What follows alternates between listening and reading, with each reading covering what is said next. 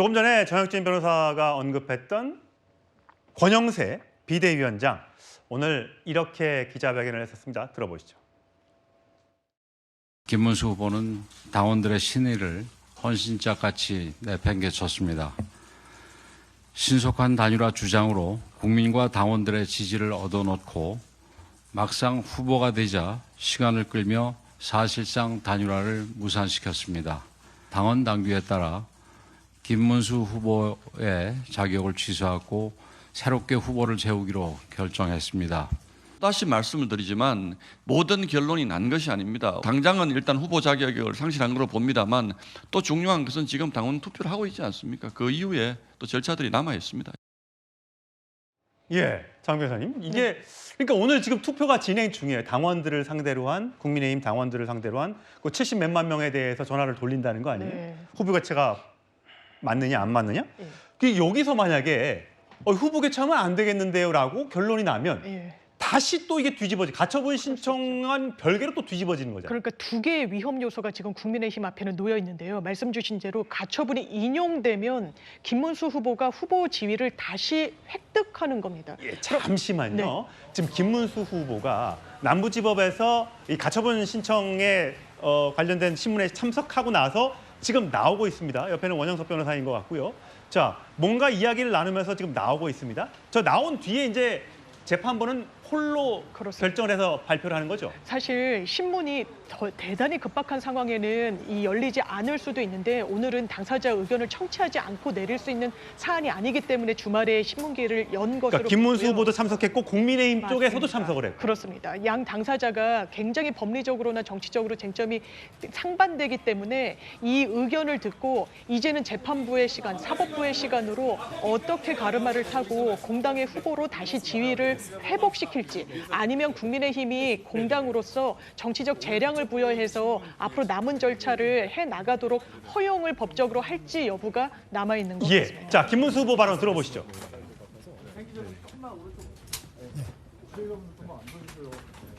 오늘 이렇게 휴일인데도 불구하고 이 사안의 중요성과 시급성을 감안해서 우리 재판장님과 재판부가 이렇게 재판을 열어주신 데 대해서 감사를 드립니다.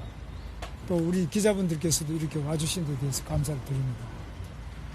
정말 대한민국의 정당 민주주의 위기에 처해 있습니다.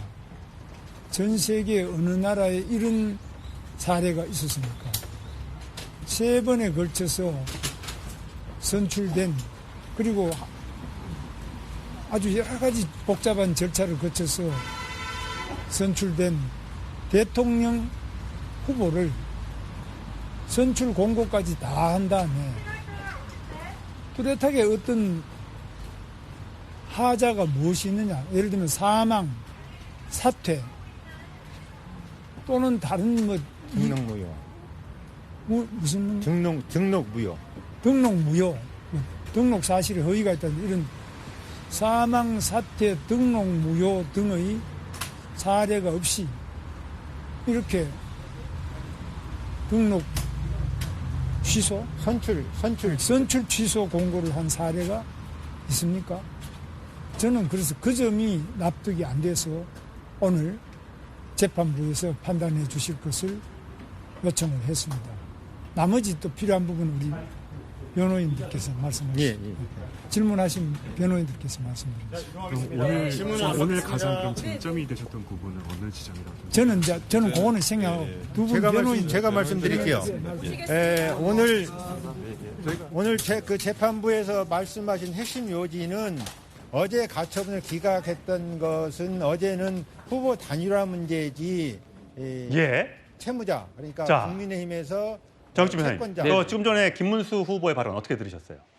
글쎄요, 뭐 법리적으로는 맞긴 한데 그런데 지금 당원을 보면 74조에 지금 우리 국민들이 국민의힘 당원까지도 다 지금 볼 수밖에 없는 그런 상황이 됐는데 제가 다시 한번 읽어드리면 상당한 사유가 있을 때에는 대통령 후보자 선출에 관한 사항은 대통령 후보자 선거관리위원회가 심의하고 최고위원이 그런데 지금 국민의힘에 최고위가 없으니까 비대위가 되겠죠. 의결로 정한다 이렇게 되어 있으니까 당원상으로는 국민의힘 비대위원회에서 의결로서 그 대통령 후보자 선출에 관한 사항에 관련해 가지고 일정한 사항을 정할 수 있도록 되어 있는데 그런데 그 상당한 사유가 과연 존재한 것인가? 그러니까 최고위의 의결이 재량을 넘어서는 것인가? 거기에 대해서 지금 법원에다가 그 가처분을 갖다 해달라고 하는 그런 그 상황이거든요.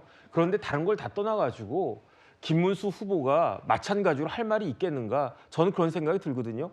본인의 말을 그렇게 시건을 갖다가 했기 때문에 이 지경이 난 것이다. 이 부분에 대해서는 다른 걸 다 떠나가지고 국민들한테 일단 사과부터 하고 뭐 본인의 주장을 이야기해야 되는 것이 아닌가? 저는 그런 생각 듭니다. 예, 강성필 부대변인. 네. 지금 얘기한 것처럼 결국 이 사달이 난 배경에는 김문수 후보가 22번이나 단일화를 하겠다, 즉시 하겠다. 여기에 대한 약속을 지키지 않았던 것이 이제 배경이 됐다. 그게 이제 상당한 이유가 되느냐 안 되느냐 법적 처분을 떠나서 지금 그렇게 보고 있다는 거잖아요. 어떠세요? 그러니까 정치적으로만 봤을 때 사실 이제 김문수 후보가 사실 1등까지 할 경쟁력은 없었는데 그야말로 말씀하셨던 것처럼 내가 단일하겠습니다라고 했기 때문에 많은 당원과 지지자들이 지지해서 후보가 된 것은 맞아요. 그런데 그럼에도 불구하고 저는 새벽 3시, 뭐 4시에 갑자기 공고 내가지고 자고 있는데 후보 등록 받아가지고 이렇게 군사작전 하듯이 이렇게 하는 것을 과연 국민들이 납득하겠냐 이거예요. 그러니까 결국에 정치인들은 현행 법도 중요하지만 더 중요한 게 국민정서법이라고 하잖아요. 그러니까 국민의힘 지도부가 정말로 본인들이 주장하는 것처럼 쉽게 말해서 두 가지잖아요. 하나는 단일화 바로 하겠다 해놓고 안 하고 약속 안 지킨 것. 두 번째는 지지율이 낮은 것. 이 두 가지가 그렇게 본인들이 생각했을 때 국민들과 당원들을 설득할 수 있는 그런 명제였다면 아니, 떳떳하게 날 밝은 다음에 이렇게 정정당당하게 했었어야지 또 밤에 이렇게 군사작전 하듯이 한 것도 사실 저는 국민들에게 좀 비판받을 것. 그래서 저는 동정심이 저는 김문수 후보에게 좀 더 쏠리고 있을 것 같다 그런 생각 듭니다. 예, 장 변호사님. 네. 재판부가 마지막 이제 신문을 끝내고 종료하면서 했던 발언이 이제 전해졌어요. 공당에서 서로 의견이 엇갈리는 상황이다. 한쪽에선 있을 수 없는 일이라고 주장하고 다른 한쪽은 정치적 자유를 주장하고 있다. 오늘 저녁 8시까지 서면을 제출하라. 그리고 심리가 끝나는 대로 최대한 빨리 살펴보겠다. 그러면서 후보 선출 취소 가처분 신문을 종료했습니다. 네. 자, 8시까지 서면을 제출하라. 이 얘기는 조금 더 뭐 자료가 부족한 게 있다 뭐 그런 뜻인가 보죠? 그렇습니다. 아마 이제 채무자 측에 요구를 한 것으로 보이는데 신청서는 미리 제출이 됐고 답변서를 제출할 시간이 없었거나 제출했더라도 좀 비교적 간이하게 대응할 수밖에 없었을 겁니다. 그럼 재판부로서는 의견 천취를 들었지만 모든 실무 재판에서도 마찬가지지만 서류로 서면으로 어떤 주장을 펼쳤는지 예. 우선해서 볼 수밖에 없거든요. 그렇기 때문에 채무자 측 여기서는 이제 국민의힘 측에 김문수 후보의 말이 어느 점이 법리적으로 맞지 않고 그렇다면 후보 교체를 하는 데 있어서 정당하다고 하는 그 근거는 무엇인지를 좀 문서로서 밝혀줄 것을 8시까지 요청했다는 건 사실 이 시간은 하루만 지나도 아무런 효력이 없습니다. 재판부가 서두를 이유도 없는 거예요. 그렇기 때문에 후보 등록일인 11일, 내일이 오기 전에 재판부가 결론을 내겠다는 의지를 좀 읽을 수 있는 하나의 단면으로 봐도 무방할 것 같습니다. 예. 어떻게 이렇게 정치적 사안이 또 법원으로 가게 됐을까요? 자, 자세한 소식 또 들어오는 대로 전해드릴 거고요.